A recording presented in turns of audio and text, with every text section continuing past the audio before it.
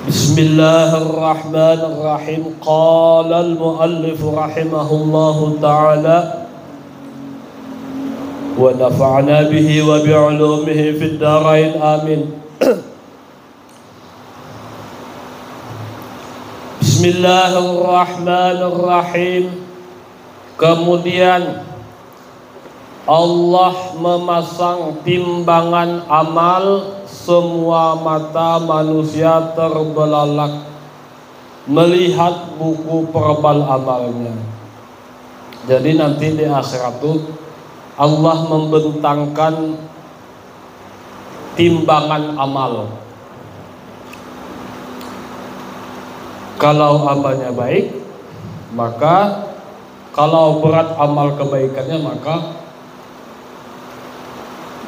amal kebaikannya juga berat timbangannya.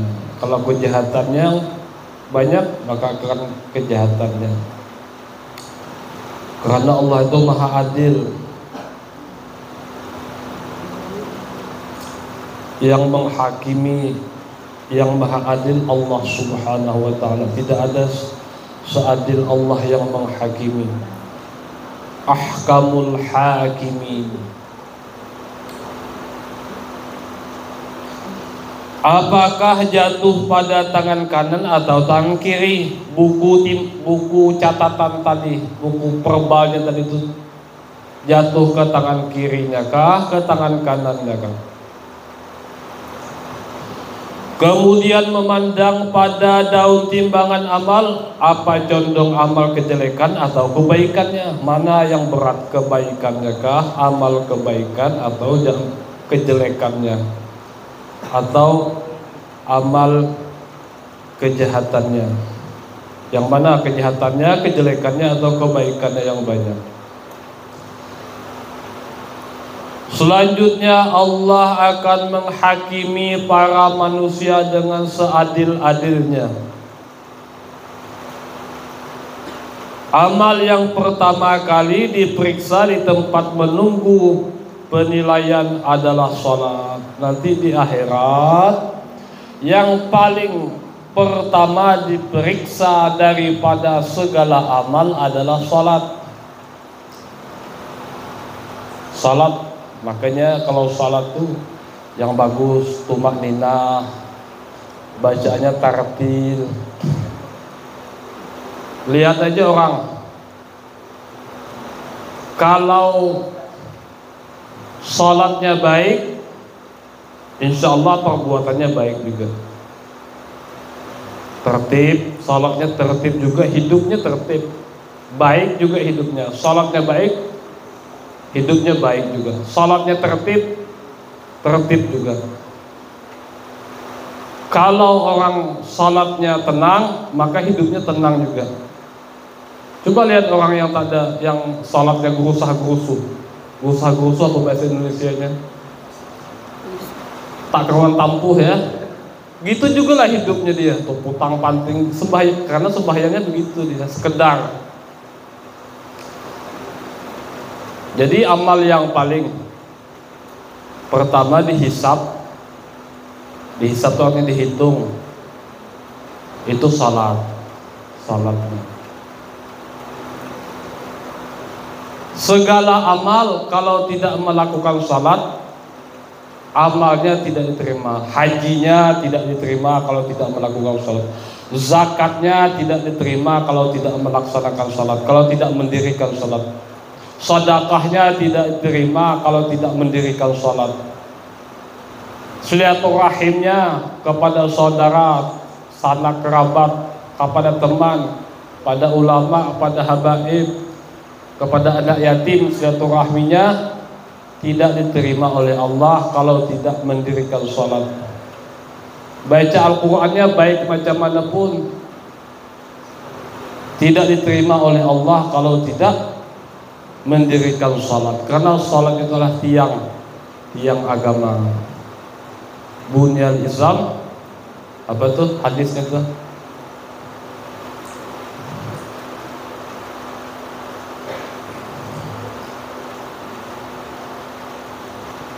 As-salatu imaduddin.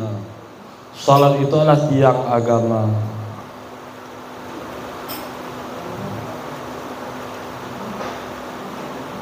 Maka belajar salat belajar, bukan bacaannya. Kalau bacaannya itu mudah, belajarnya paling lama 1 bulan 2 bulan selesai. Cuma yang payah itu gerakannya tuh. Kalau tertinggal umpama tahiyat awal macam mana ilmunya, umpamanya masbuk, kalau kita jadi makmum macam mana, harus tahu tumak ninahnya seberapa panjang tumak ninahnya. Kalau bacaan itu sekali pun cukup, sunnahnya 3 kali, cuma gerakannya itu yang sulit. Saya dulu setahun ngaji salat itu setahun lebih mungkin.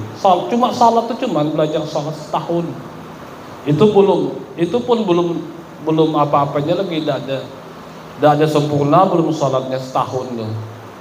Apalagi yang belajar 1 minggu 2 minggu, sebulan 2 bulan, setahun saya ngaji dulu lebih mungkin belajar. Cuma salat itulah gerakannya, bukan bacaannya, gerakannya. Permasalahan di dalam salat kalau kita lupa macam mana.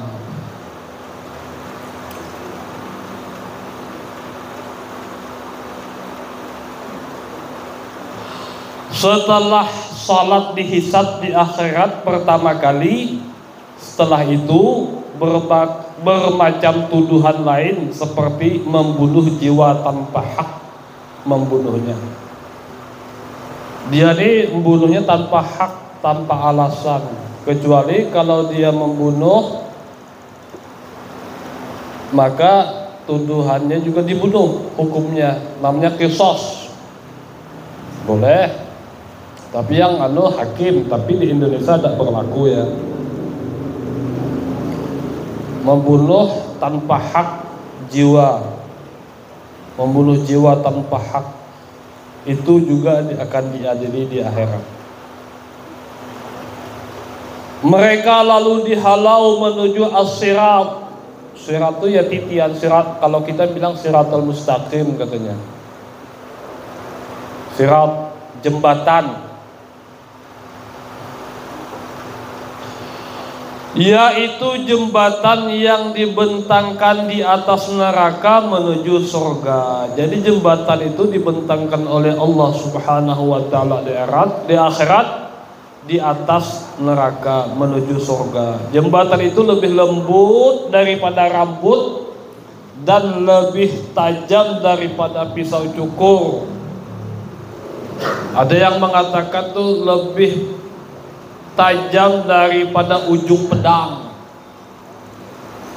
Ada yang mengatakan begitu. Kalau kitab ini Syekh Nawawi Al-Bantani Al-Jawi mengatakan lebih halus daripada rambut dan lebih tajam daripada pisau cukur. Orang yang selamat melintasi jembatan itu seperti sekedip mata. Ada yang begitu. Nah, sampai ada yang secipat kilat, kalbarki, seperti kilat, sampai kurang lebih lah kayak kedipan mata tuh. Tapi mungkin cepat kedipan mata ya. Beda-beda tipis lah, 11-12 lah. Kedipan mata sama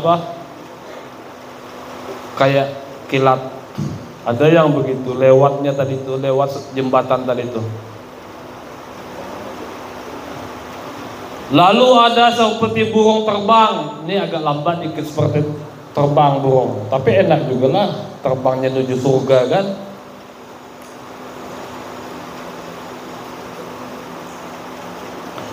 Ada yang berjalan kaki.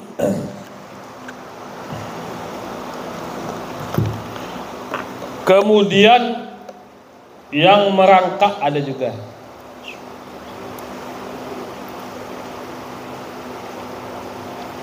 Ada yang merangkak, ada yang ngesot, ada juga.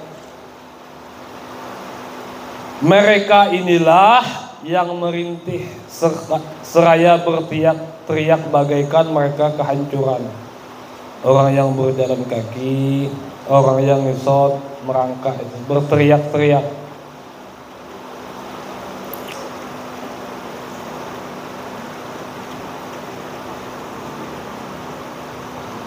Terpautnya waktu melintasi sirat tergantung dengan terpautnya amal saleh dalam berpaling dari segala larangan Allah ketika tergores di dalam hatinya. Jadi orang yang melintasi sirat, atau bisa disebut juga orang yang melintasi siratal mustaqim, itu sesuai dengan tergantung dengan amal salehnya, dan tergantung dia bagaimana dia berpaling dari larangan Allah Subhanahu wa ta'ala.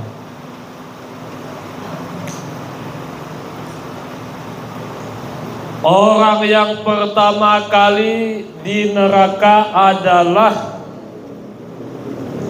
orang yang pertama kali datang di neraka adalah apabila pembunuhan saudaranya sendiri, yaitu Habil. Orang yang masuk neraka pertama kali, yang didatangkan ke neraka itu Habil, karena dia membunuh tanpa hak, membunuh saudaranya Qabil.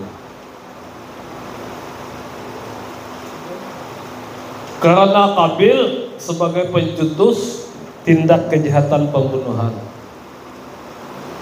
Qabil. Karena Qabil sebagai pencetus tindak kejahatan pembunuhan, maka dialah manusia yang pertama yang masuk neraka.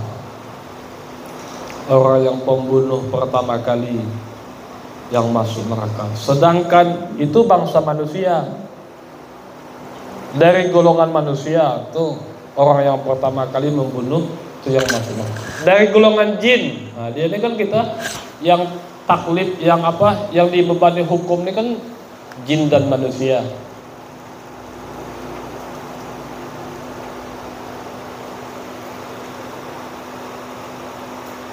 Apa tuh?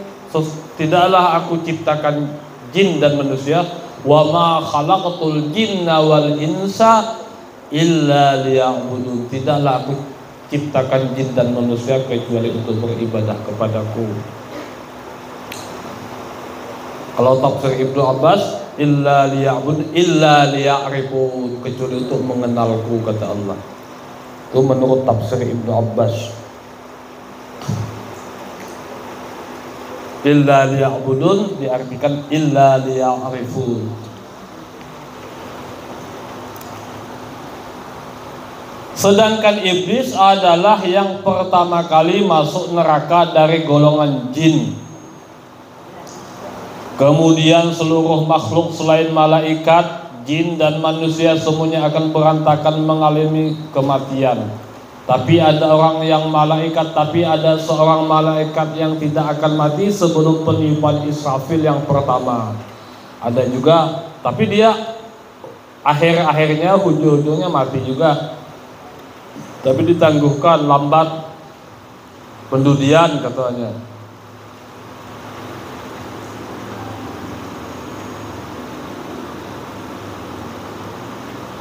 Tapi ada seorang malaikat yang tidak akan mati sebelum peniupan Israfil yang pertama. Akan tetapi dengan peniupan sangkakala yang dikehendaki Allah, yaitu malaikat pemikul arasy yang belum mati, ya, ada 4 malaikat Jibril yang belum mati. Pertama kali ditiupkan trompet Jibril, Mikail, Israfil dan Israel. Mereka mati setelah diperintahkan oleh Allah, dihidupkan kembali sebelum peniupan yang kedua. Sebelum peniupan kedua sudah dihidupkan kembali. Yang terakhir matinya adalah malaikat Jurupati, malaikat pencabut nyawa, terakhir mati. Siapa? Israel. Ya, Israel ya, betul ya. Israel yang apa? Yang paling terakhir mati malaikat.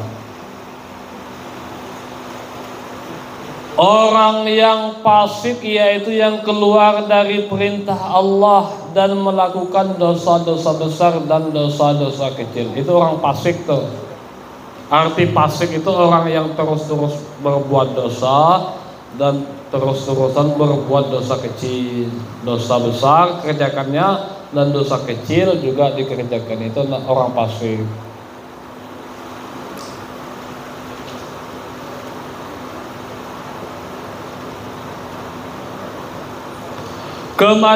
Di mana ketaatan tidak dapat mengalahkan maksiatnya, kejahatannya tidak bisa mengalahkan akan kebaikannya. Artinya banyak kejelekannya, banyak perbuatan dosanya daripada amal kebaikannya. Tetapi mereka tidak kekal di neraka setelah diperiksa amal yang setelah selesai menjalani hukuman siksa setimpal dengan dosanya. Tapi dia orang fasik tadi tidak kekal di neraka.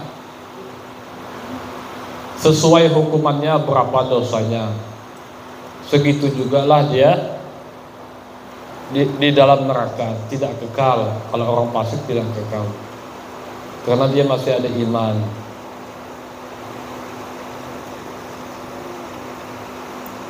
Cuma berbuat dosa dia, dosa besar, dosa kecil, tapi ada harapan juga masuk surga.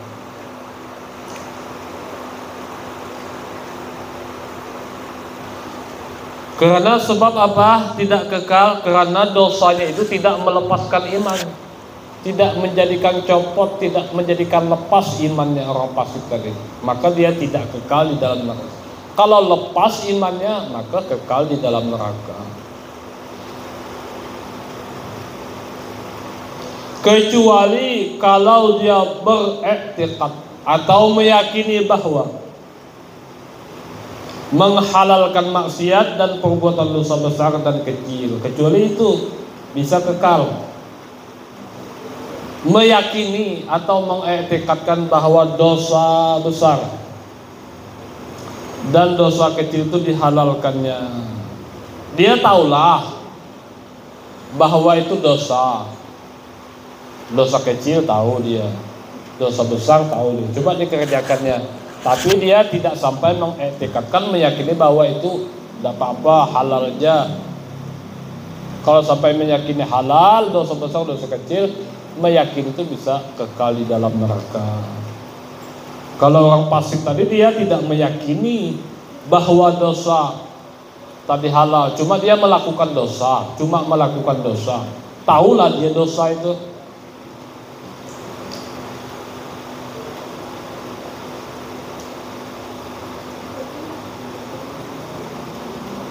Sebab iman itu menurut ulama mazhab al-Asy'ari dan ahli tahqiq dari golongan pengikut mazhab al-Maturidi. Nah, ini imam kita dalam tauhid. Imam kita di dalam tauhid ada dua. Abu Musa al-Asy'ari dan Abu Hasan al-Maturidi. Abu Musa al-Asy'ari dan Abu Hasan al-Maturidi itu. Dalam tasawuf dua juga. Yang banyak nih dalam fikih imamnya. Kalau dalam tasawuf kita mengikut tasawuf Imam Junaidi al-Baghdadi, sahibut Ta'ifatis Sufiyah, dan Al-Imam Hujjatul Islam Al-Ghazali, itu dalam tasawuf. Kalau dalam fikih banyak. Dan ada 4 tingkatan imamnya. Imam mazhab mutlak, imam mazhab, imam imam fatwa, mazhab fatwa, dan terus yang keempat ahli tarjih. Nah, 4 tingkatan imamnya. Kalau dalam fikih banyak. Mujtahid mutlak seperti al-Imam Imam Malik bin Anas, gurunya Imam Syafi'i. Yang kedua, yang selanjutnya Imam Abu Hanifah. Itu tak ada berurutan tuh ya. Dan Imam Ahmad bin Hambal dan Imam Syafi'i. Mazhab kita itu 4 imam. Itu mazhab apa? Mujtahid mutlak. Mujtahid mutlak.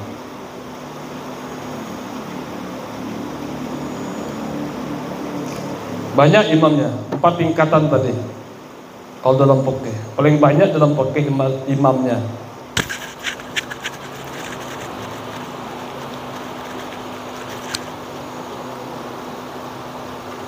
Adapun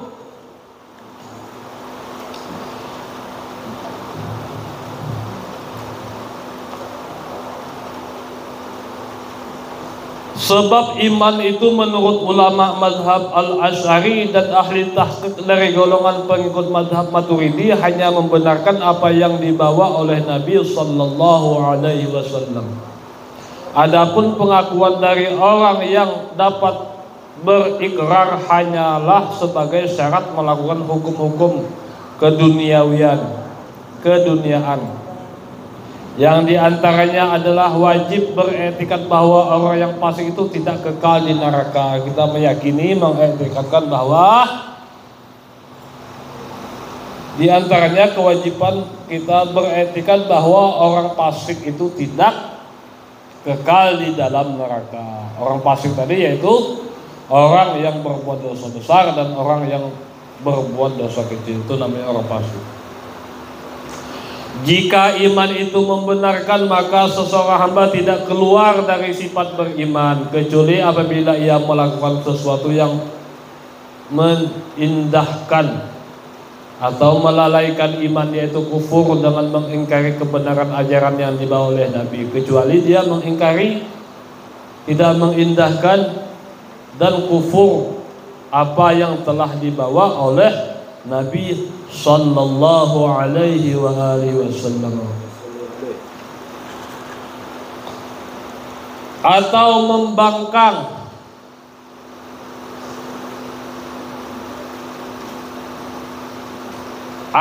membangkang ketetapan syariat. Iman itu mengucapkan 2 kali syahadat. Orang-orang mukmin yang ahli maksiat juga tidak kekal di neraka. Orang yang mukmin yang ahli maksiat tidak kekal di dalam neraka.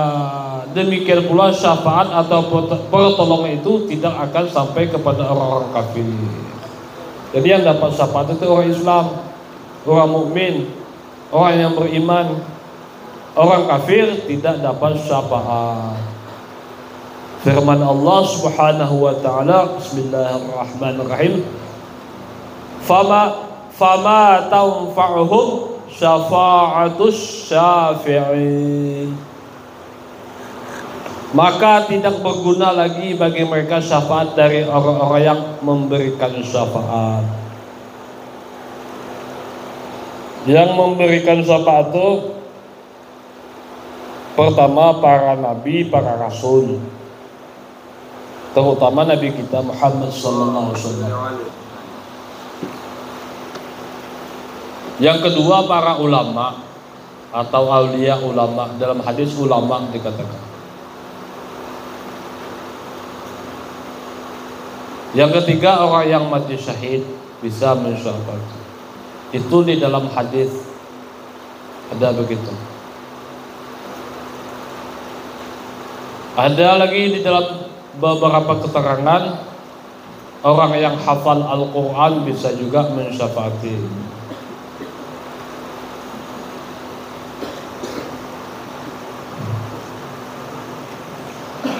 Para rasul itu diizinkan Allah memberikan syafaat tanpa dibatasi. Para rasul itu ya bisa mensyafaati tanpa dibatasi. Macam-macam syafaat diberikan Allah adalah, pertama, syafaat itu untuk menyelamatkan seluruh makhluk di padang mahsyar atau di mahsyar karena sangat takut dan gemetar. Inilah disebut syafaatul uzma, pertolongan atau pembelaan terbesar.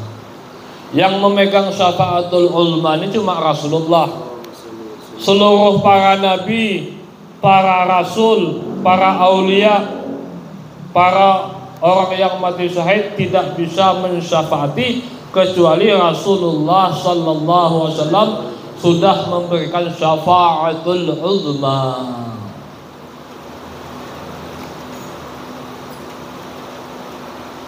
Karena syafaat ini rata untuk seluruh makhluk. Disebut juga dengan kedudukan yang terpuji, maqamam mahmuda, ya. Maqamam mahmuda, kedudukan yang tinggi, kedudukan yang terpuji. Maqam mahmud.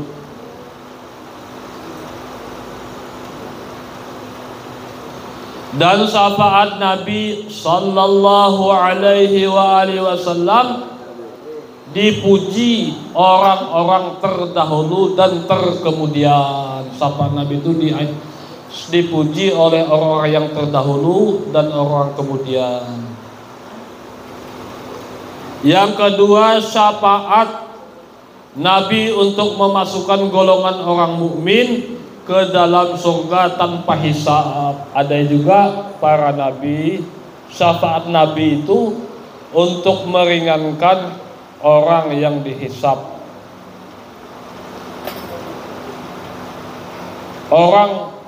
Syafaat Nabi itu untuk memasukkan orang ke dalam surga tanpa hisab. Ya, tanpa hisab, tanpa pemeriksaan amal kebaikannya, langsung masuk surga tanpa hisab. Orang yang pertama kali masuk surga tanpa hisab Sayyidina Abu Bakar As-Siddiq. Tanpa hisab, orang yang pertama kali ya masuk surga daripada umat Nabi Muhammad sallallahu alaihi wasallam adalah Abu Bakar As-Siddiq. Beliau masuk surga tanpa hisab.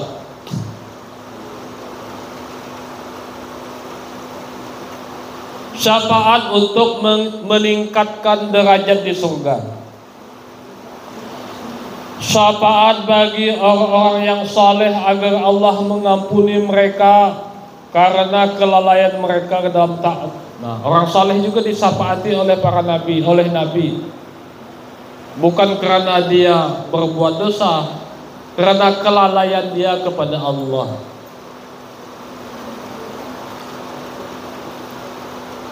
Yang keenam, syafaat bagi orang yang mengesahkan Allah namun mereka masuk neraka lalu dikeluarkan. Ada juga syafaat itu orang yang masuk neraka dikeluarkan daripada neraka dan mengampuni akan orang-orang tadi itu.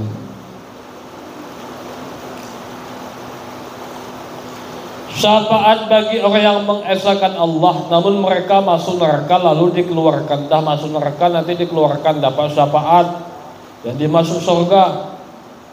Syafaat ini tidak khusus bagi nabi, tapi juga para nabi yang lain, para malaikat bisa juga, dan para orang mukmin. Jadi syafaat orang yang sudah masuk neraka disyafaati itu tidak khusus bagi nabi. Orang saleh bisa mensyafaati, orang mukmin. Yang ketujuh, syafaat untuk meringankan siksa orang yang masuk neraka bagi orang yang kekal neraka pada waktu tertentu. Orang ini masuk neraka cuma disyafaati maka ringan siksanya, begitu. Syafaat dalam urusan anak-anak bayi orang musyrik agar mereka masuk surga, ada juga syafaat. Orang kafir tuh, orang kafir ya, anak orang kafir, bayi meninggal sebelum baligh itu masuk surga. Tapi menjadi pelayan kita nanti di surga. Jadi pelayan, tapi dia tetap masuk surga. Dia kan anak tuh suci, lahir fitrah kan. Sebelum balik masih bayi itu dia mati maka menjadi pelayan nanti di surga, masuk surga.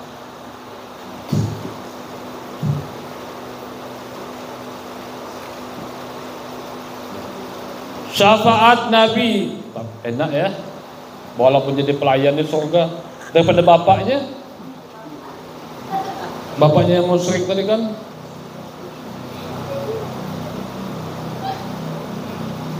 Di surga tuh mungkin jangankan makan buah-buahan dari Islam banyak mencongkongnya enak mungkin ya. Surga tuh ngapa kan ada keterangan tuh berapa jauh perjalanan tuh bau surga tuh sudah tercium. Ah tuh apalagi di dalam surga.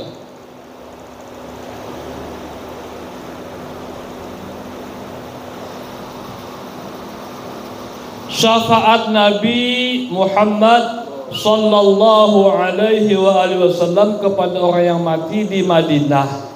Orang mati di Madinah dapat syafaat. Orang yang sabar menghadapi penyakit di Madinah juga dapat syafaat.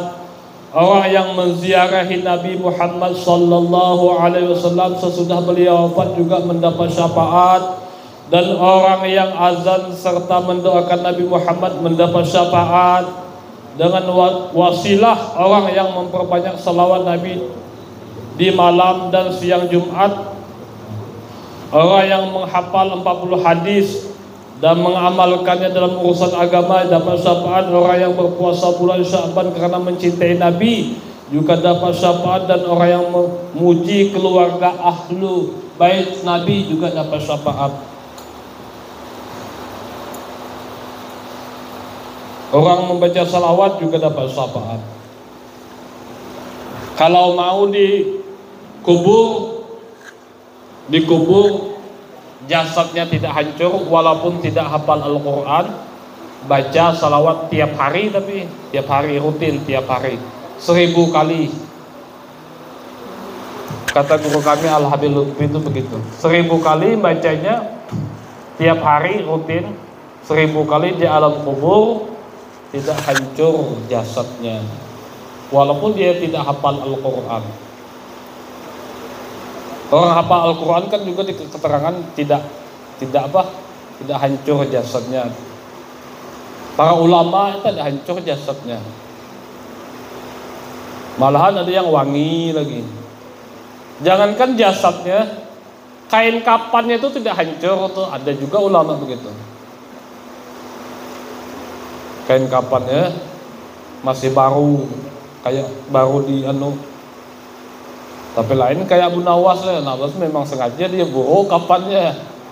Nanti kalau ditanya, ngapa aku tanya, sebelah tuh baru, nah aku buruk dah.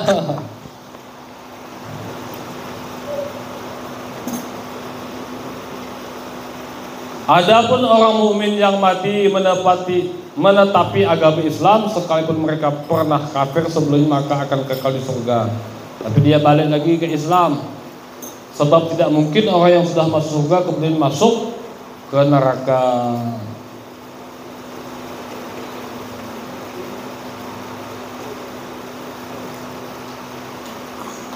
Berarti orang kafir ya, orang kafir walaupun dia pernah kafir, orang kafir ya, dia masuk Islam kekal juga lah di surga. Orang kafir masuk Islam, tapi Islamnya sampai matilah. Sebab orang yang sudah masuk surga itu tidak akan keluar dari surga, kekal. Orang yang sudah masuk surga tidak akan keluar dari surga. Firman Allah Subhanahu wa taala, Bismillahirrahmanirrahim, la yamassuhum fiha nasabu wa ma la yamassuhum fiha nasabu wa ma hum bimukhrijin. Mereka tidak merasa lelah di dalamnya dan mereka sekali-kali tidak akan dikeluarkan di dalamnya. La yamassuhum fiha nasabu wa ma hum bimukhrijin.